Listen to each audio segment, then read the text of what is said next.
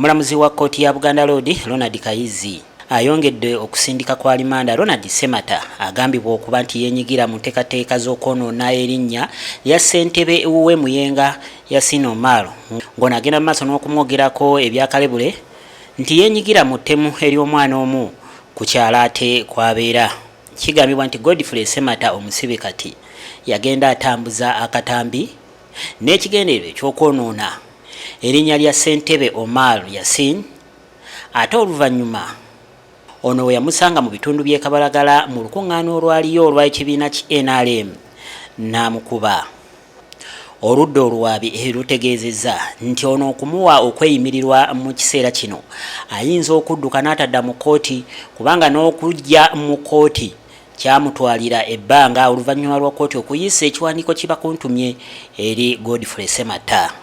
Ababiri bano omuli Godfrey Semata ssaako ne ssentebe Omar Yasin kkooti ebasabye mu buntu basooke bategeeragane nga tebannaba kugenda mu maaso na musango guno osanga bayinza okutuuka ku nzikiriziganya kyokka agambye nti bwe kiba tekisobose olw'omusango gusobola okugenda mu maaso.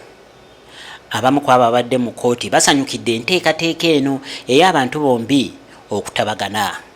Okulaki n'omwetondera kati eky'omukisa omulungi omulamuzi abagayidinze bulungi nti bave malala bagende banoonye omusajja omukulu oyo bamwetondere then ye waddembe okujja omusango mu kkooti embeera neebeera bulungi bakati omwana omuto obeera mu makooti omuntu gw'otambula naye muntu mukulu n'omulamuzi bw'atunuulira omusajja omukulu olinaawo omwana omuto feva asobola okutunulira n'agamba nno era gwe mukyamu tekyali kirungi naye chairman muzadde ate muntu mulungi era singa nga mulamuzi bwagambye bagende beetonde singa baze ne beetonda chairman ajja basonyiwa si muntu mubi muntu mulungi. Mukulu Semata asiimwe bwe bangeera bayogera ebyensimatu eri omukulu chairman Yasin Omar LC2 bajje batule ku meeza bamusabe ekisonyiwo era omusajja alirwedde okubasonyiwa.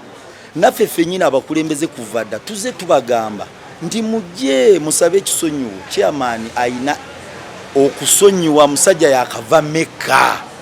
Tuleme kubeeramu bikoosi nti kino kikoosi kya Semata kino kikoosi kya chairman gwe bakuba no okutwala ekitundu mu maaso so n'amateeka mu maaso mu butuufu abantu balabe ensobi zaabwe tuddeyo omuntu ono abakuba chairman abamulumya beetonde tutuule ng'omulamuzi bwe yagambya ndowooza kyekiina amakulu. Omusango gwogezeddwayo okutuuka ng'ennaku z'omwezi 22 omwezi guno ogwokuna.